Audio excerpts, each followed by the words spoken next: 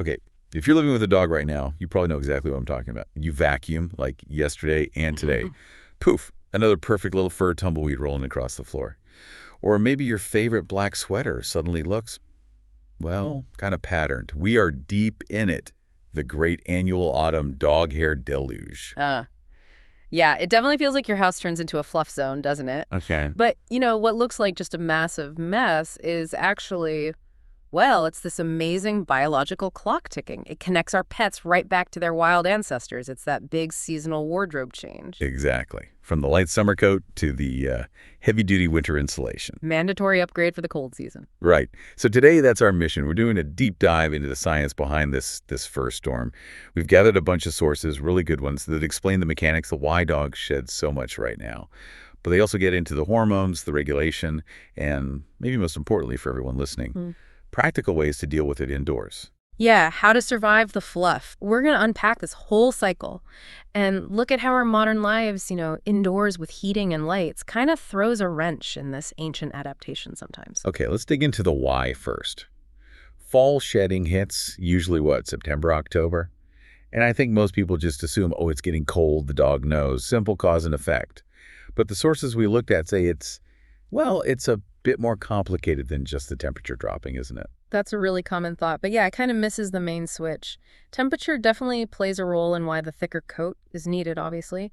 But the number one trigger, the primary regulator for the timing of the shed, it's the photoperiod. Photoperiod, okay, so the amount of daylight hours each day. Exactly. How much natural light the dog's exposed to. So the dog's internal clock is less about feeling a chill in the air and more about tracking the sunset times. How does less sunlight actually, flip that switch inside the dog's body? It's actually a pretty elegant system, hormonally speaking. As the days get shorter in autumn, that decrease in light, that's the big environmental cue, it signals the pineal gland in the brain. Okay, the pineal gland. I know that one's linked to sleep cycles. Right, mainly through the hormone melatonin. Production goes up as the light goes down. And while we think of melatonin for sleep, in many mammals, especially seasonal ones like dogs, that rise in melatonin is also a critical signal for things like coat growth. So more darkness means more melatonin, and that's the first domino to fall for the coat change. Precisely. That melatonin boost then signals the thyroid gland. The thyroid modulates hormones like thyroxine, which are really important for metabolism, but also for controlling the hair follicles, telling them when to grow and when to rest. Okay, so walk me through that follicle part. Less light, more melatonin. Then what? The signal basically tells the hair follicles, okay, time to kick into gear for winter. They enter the anagen phase, that's the growth phase, for the new thick undercoat hairs. But to make room for those new hairs, the old summer coat, which is sitting there in the telogen, or resting phase, has to be pushed out, shed. Wow. That's much more intricate than just dog gets cold. The light, the melatonin, the thyroid, the follicle phases, it shows how deep these cycles run. But hang on. If the photoperiod, the light, is the main driver, then why are my friends with, say, huskies or German shepherds, breeds built for snowy winters, why are they still practically swimming in fur even if their dogs live indoors 95% of the time? Doesn't central heating and all our indoor lighting mess with that signal? Shouldn't it override it? That's a great question. And it hits right at that tension between, ancient programming and modern living. What the research suggests is that our artificial environments don't necessarily stop the cycle cold, but they can definitely, let's say, muddy the waters, weaken the signal strength. Okay. And what does that muddying look like in terms of shedding? Well, a couple things can happen. For some dogs living mostly indoors, the shedding cycle might become less extreme, less concentrated. So instead of that massive 6-week coat blow, maybe they shed more moderately, but kind of all year round. It smooths out the peaks and valleys. A constant low-grade fur drizzle instead of a storm. Something like that, yeah. But then you have breeds like those huskies or Malamutes you mentioned. Their genetic programming for that seasonal change is just so incredibly strong, so deeply ingrained. For them, even indoor living, while it might dampen the signal a bit, it doesn't shut it off. They're biologically wired to shed heavily twice a year, thermostat setting notwithstanding. So the evolutionary blueprint is just too powerful to completely ignore, even with cozy indoor living. Pretty much. They still feel that ancestral pull to prepare for winter, even if winter for them means moving from the sofa to the dog bed. Which means, maybe less intense than if they were outside 24/7, but still, a whole lot of fur. Okay, that makes sense of the ongoing battle. All right, so we know the trigger is biochemical, it's tied to light. But how long does this furry hostage situation typically last? If you're wielding the vacuum like a weapon daily, when does the madness usually subside? Huh. Yeah, the duration definitely varies, but on average, you're looking at about 3 to 6 weeks for the peak shedding period. Though, like we were saying, for dogs with really long or super dense coats, the ones with those serious undercoats, it might drag on a little longer to get that full transition done. 3 to 6 weeks. Mm. Okay, manageable if you know it's coming. Yeah. And what about how much fur? The intensity? Is that just down to the braid, or do other things affect it? Breed is a huge factor, obviously, because of the coat type. But it's not the only thing. The intensity and even the duration sometimes can be influenced quite a bit by the dog's general health and environment. Think about things like stress levels. A stressed dog may be from a move, or a change in routine, or illness might shed more erratically or for longer. Ah, interesting. Stress impacts shedding. Definitely. Nutrition is another big one. A dog on a poor diet might have a tougher time shedding efficiently and regrowing a healthy coat. Humidity can play a role too, and of course how much time they actually spend outdoors experiencing those natural light and temperature shifts. A dog living mostly outside will likely have a much more concentrated, intense shed than its indoor counterpart. Okay, so health, diet, stress. Yeah. They all fine-tune that basic genetic program. Now, you mentioned coat type being key. Let's dive into that a bit more. The sources really emphasize this two-layer rule. It explains why some dogs basically explode with fur seasonally and others barely seem to notice. Exactly. It all boils down to the coat's architecture, what it was designed for. Heavy seasonal shedding is primarily a feature of dogs with that double coat. You've got the longer, coarser outer guard hairs. Right, the ones you see most. Yeah. And then underneath, hidden, is the second layer, the undercoat. That's the soft, dense, often kind of fluffy stuff. Its job is insulation. And that's the layer that causes the autumn fur explosion, right? Because they're swapping out the summer version for the winter one. Precisely. They need to ditch the lighter summer undercoat to make way for a much thicker, denser, woollier version for winter. Think about the classic heavy shedders, Huskies, Malamutes, Samoyeds, other Nordic breeds, or Labrador and Golden Retrievers, German Shepherds. Breeds often develop for working in cold or wet conditions. Their survival literally depended on having that super effective undercoat. Absolutely. So come autumn, their body says, time for the serious insulation. And that means shedding a massive volume of that old, lighter undercoat. We joke about it, but seriously, during peak shed for some of these breeds, you could probably collect enough fluff each week to, knit a small hat. It's that much. I believe it. Okay, so that explains the heavy shedders. What about the ones who barely shed seasonally? How do they bypass this rule? Their coat structure is just fundamentally different. Generally, they fall into a couple of main categories. First, you've got dogs with hair that grows continuously or is curly. Think poodles, Bichon Frises, Legato Romagnolos. The ones people often call hypoallergenic, though that's a bit of a misnomer. Right. Their hair cycles are different, often single-layered. Dead hairs tend to get trapped in the curls instead of falling out freely, so they're low shedding, but they need regular clipping and grooming to prevent matting. High maintenance in a different way. Okay.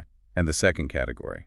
That would be some of the smooth-coated breeds, like greyhounds, whippets, basenjis maybe.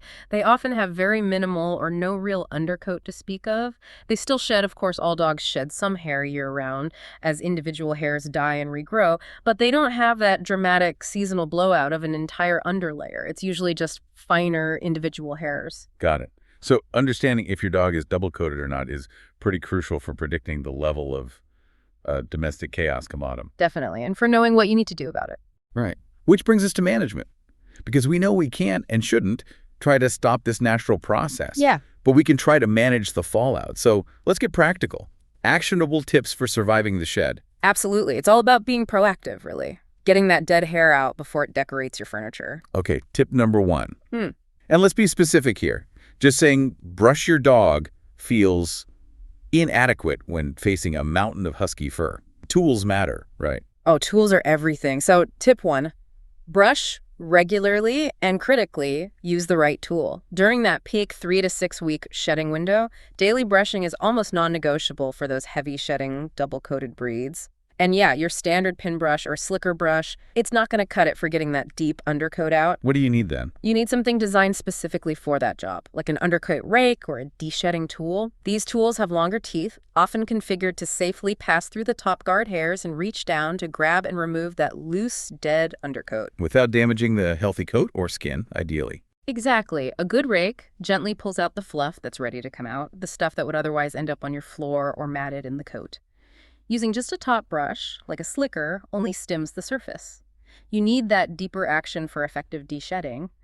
It also helps stimulate the skin, promotes good circulation, which is good for the new coat coming in. Okay, so undercoat rake for the double-coated breeds.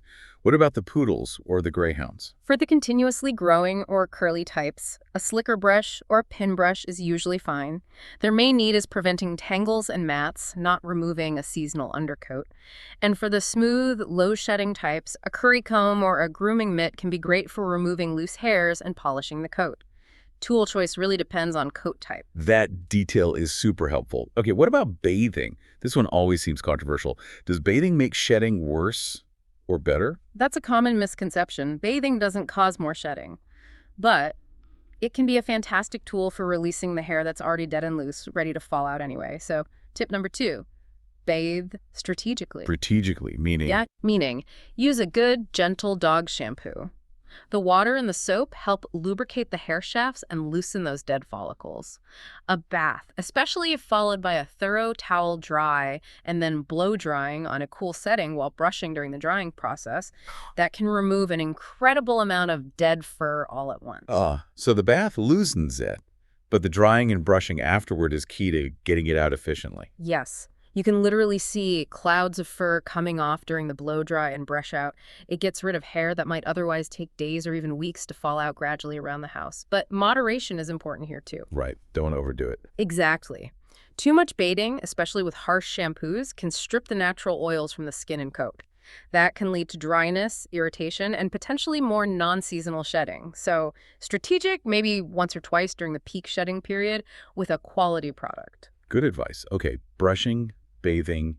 What about supporting the process from the inside out? This whole coat replacement thing sounds metabolically demanding. Nutrition must play a part. Absolutely crucial. Tip number 3, optimize nutritional support. A high-quality, balanced diet is always a foundation for healthy skin and coat year-round. But during these intense shedding periods, providing some extra nutritional backup can really help the process along and ensure the new coat grows in strong and healthy. What kind of nutrients are we talking about specifically? What helps build a better coat faster? We're primarily looking at things that support skin health and hair structure. Essential fatty acids are top of the list, particularly omega-3s. You find those in things like fish oil or flaxseed oil. Omega-3s are anti-inflammatory. They help maintain healthy cell membranes in the skin, reduce dryness and itchiness, and contribute to a stronger, shinier coat. So if your dog's coat looks kind of dull or feels dry during the shed, adding some omega-3s could help. Highly recommended, yes. The sources often point to that. Also important are certain vitamins and minerals. Zinc is really vital. It's involved in keratin formation, that's the protein hair is made of, and in skin cell turnover. Vitamin E is a great antioxidant, protects skin cells, helps maintain that healthy skin barrier. And you mentioned maybe some botanicals earlier. Yeah, some sources suggest things like blackcurrant seed oil, which is another source of fatty acids, or even aloe vera, sometimes used internally or topically for skin hydration and soothing irritation. The idea is to give the body all the building blocks it needs to efficiently shed the old stuff and build that robust new winter coat. Makes sense. You're fueling the fur factory. In a way, yes. Okay, so let's wrap this up. We've gone from photoperiods and pineal glands to undercoat rakes and omega-3s. What's the big takeaway for you, the listener, who might be looking at a furry rug right now that used to be hardwood? I think the main thing is understanding that this isn't just a nuisance, right? It's biology in action. That massive shedding is a really sophisticated hormone-driven response, mainly to the changing daylight hours. It's a direct link, this tangible thing connecting our very domesticated pets back to the rhythms of the wild, their ancestral need to adapt to the seasons. It really is a complex and pretty amazing system when you break it down. And we also learned that our modern lifestyles, things like stress, maybe less than optimal diet, even just being indoors under artificial light all the time can kind of tweak or complicate that natural cycle. Yeah, they can dampen it or prolong it or just make it less distinct sometimes, which actually leads to a pretty interesting final thought for you to maybe chew on. Okay, leave us with something to ponder while we vacuum.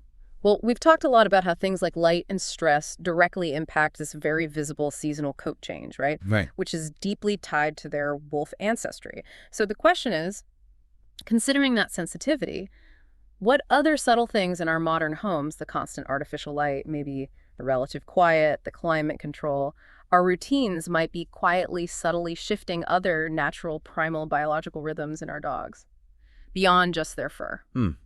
That's a really interesting point. How else might our artificial world be reshaping their internal ancient clocks? Exactly. Something to think about next time you're battling the fur bunnies.